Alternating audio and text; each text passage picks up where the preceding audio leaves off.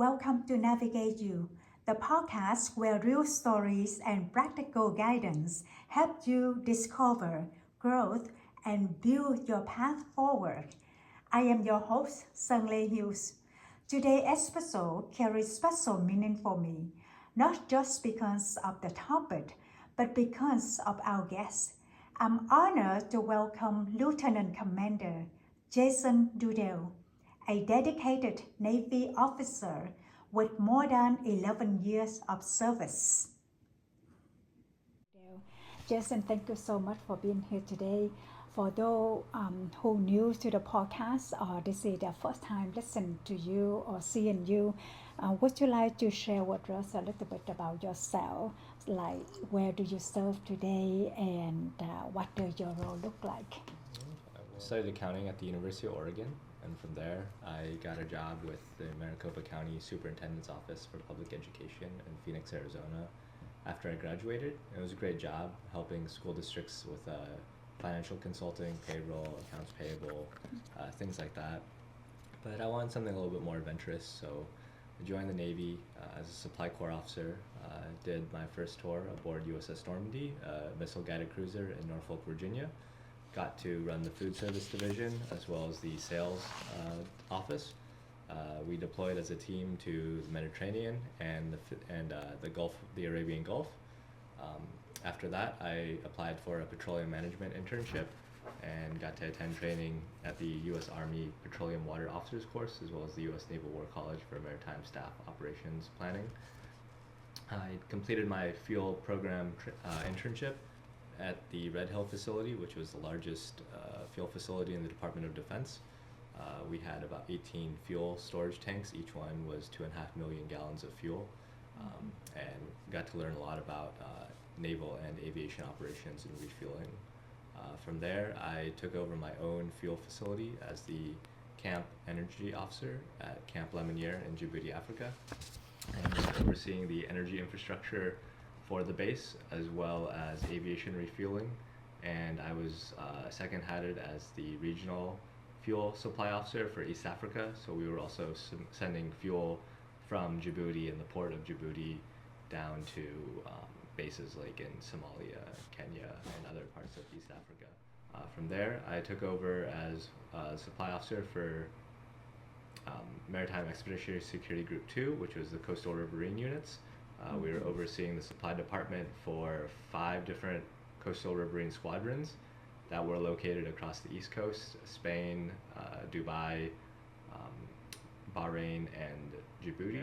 I moved up and took over as the officer in charge and the Southwest Pacific Regional Officer for Defense Logistics Agency. So my team oversees the logistics supply chain from Guam all the way to India, down to Australia, and we manage all of the food in the area for the Joint Force. So whenever there's major military exercises like Cobra Gold or Bala-Katan, we support them with food operations. Whenever ships or carrier strike groups need food, we coordinate that. And then we also assist units in procuring commercial construction material and items for major construction projects or even minor construction projects if needed. If they can't find items within the government stock system, we can assist them with pre-solicited contract solutions. We also oversee the medical supplies for the Naval Hospital in Guam, as well as the region if needed, and we also oversee procurement for clothing and textiles and uniform items for units in the region as well. Okay. So I understand you have been in the Navy for more than 11 years now. When you look back, which moment, good or challenging, shaped you the most? The challenging moment was being stationed as a division officer on board USS Normandy. That was a major challenge in both understanding leadership. You're put together with a lot of very diverse people from all over the world and all over the United States with differing perspectives of work ethic, differing perspectives of what it means to serve, differing perspectives of how much effort they're going to put into the service, all sorts of dynamics as well. So you talk about mentorship, and I understand mentorship play a big role in your journey. Who guide you along the way, and how can new or young service member approach mentor respectfully and confidently? Well, there's all sorts of forms of mentorship. I think, again, it kind of leads back to where you want to go and what you are trying to achieve. So if you're trying to achieve figuring out ways to manage people, then that's looking around within your command or your office and seeing who is, who's charismatic, who is getting leader, who people want to follow, who people talk about, and then approaching them and trying to mimic what they do, um, as well as identifying people that are that you don't want to be like and trying to avoid being like them. Okay, so how has your views of leadership changed from your first year to now? Mm, I think a lot. I think when I first joined, um, I thought that you could just tell people what to do and they would do it. Because that's how officer candidate school worked. I thought that people who joined were substantially more motivated than, or just as motivated as me, or substantially more motivated to work as hard as they could. That's potentially still the case, but it's not always the case, and there's different ways to bring that out in people. But yeah, when I first joined, I thought everybody was very, very patriotic and ready to just work all the time to accomplish things. I thought the military was going to be a lot more coordinated sometimes than it is. And I thought there were going to be substantially more resources available than I thought there were. So over time, things have changed. I think that people are still all equally as motivated to work, but people have different versions of what um, a mission accomplished means. People have different versions of what hard work means. People have different perceptions of how to get things done. And so a lot of leadership for me has been changed to fit into that dynamic and understand how to use that, use other people's skill sets and other people's perceptions to accomplish things and accept other people's standards. So it's opened my mind a lot to what the end result is and how to work with really diverse teams on how to get things done. And how do you stay calm and lead clearly under pressure? Well, a lot of it comes to like frame of context. So my first ship was just really stressful. There was a lot of there was a lot of abrasiveness. There was just a lot of work that was always going on. Things didn't seem to go well. There was all sorts of personal problems within the command and division. So just having that frame of reference, and so far nothing has been more stressful than those 2.5 years. So that helps me remain calm because you've gone through something substantially more stressful than what you're dealing with now. Um, the other one is just understanding that not everything, even though what you might be handling is important, it might not be able to be completed immediately. So you always have time between what you need to do and what the end result is. So understanding that you have time, understanding you've got time to reach out and ask for help, clarify, research, brainstorm. The more space that you put in between the problem and the solution, in terms of figuring out the steps to get to the solution, the more calm that you'll be. So now we focus on part 5, which is for anyone consider Navy. So for listener consider service, how can someone decide if Navy is a good fit for them? For example, what questions should they ask themselves honestly? Well, I mean, deep down, you should probably honestly ask yourself if you are, if you really believe in the military mission or in the Navy mission. That might just start with watching some documentaries or reading some books and understanding what the worst case scenarios are going to be like in the military. and if you're okay with that, or if you're not okay with that. The second one that you might want to consider is that moving is a big one. How often you want to move and relocate.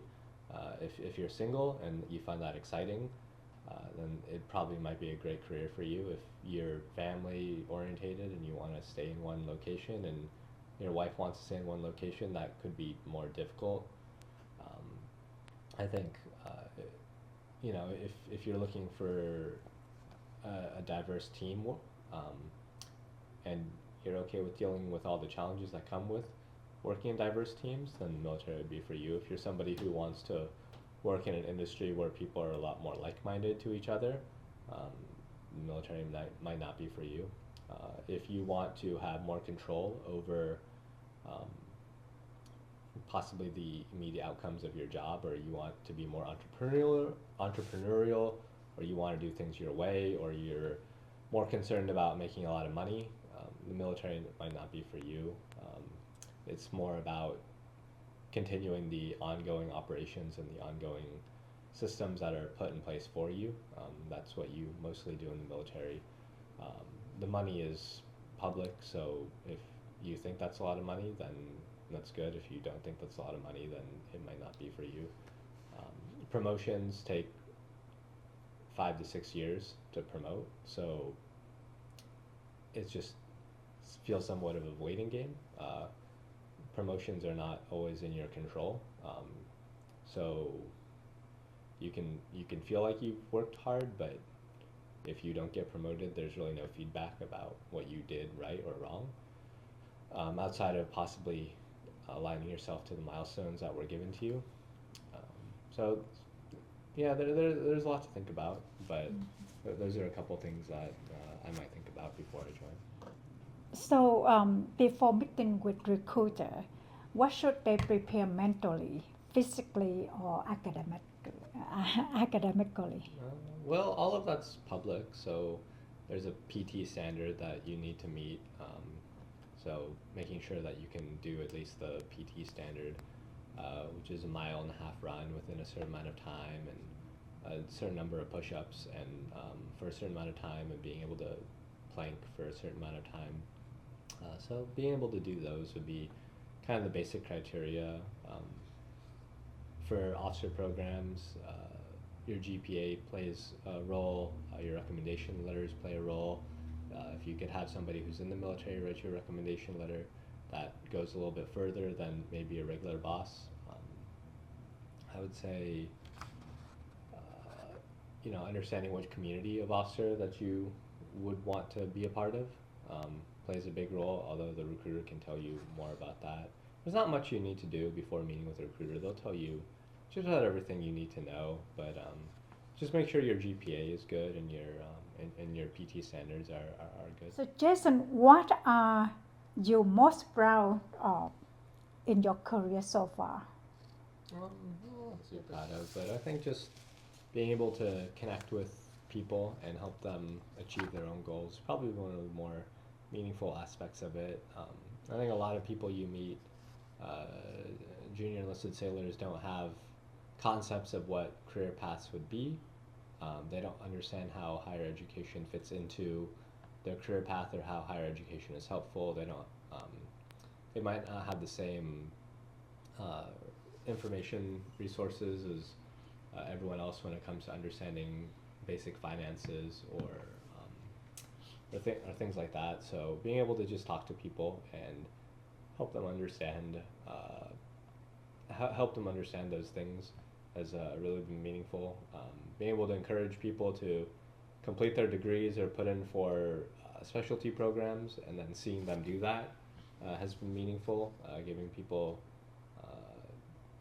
financial advice and seeing them execute it and being successful has been meaningful.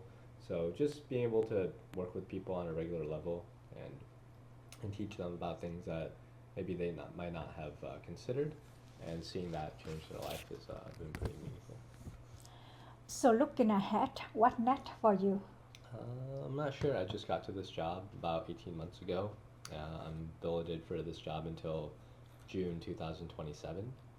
So we'll see what opens up in 2027 for assignments. So finally, where can listener go to learn more or reach out if they're interested in the career path? And just contact a military recruiter, Navy recruiter, Army recruiter, any military recruiter, and they can tell you more about this career path. If you're interested in the Supply Corps career path, you could just Google Navy Supply Corps, and there's plenty of contact information there on the Navy website. Jason, thank you so much for your time today. Today's lesson from Lieutenant Commander Jason Dudell emphasizes the most important of engaging with others, cultivating daily discipline, learning from experienced mentor, exploring opportunity, building respect through reliability, and committing to continued growth. Jason, thank you again for sharing not only your achievement, but the honest growth behind them. Your story reminds us that service is more than rank. It's discipline, community, and purpose lived daily. So listener, if you take one message today, let it be this. Small habits become big future. Start yours today.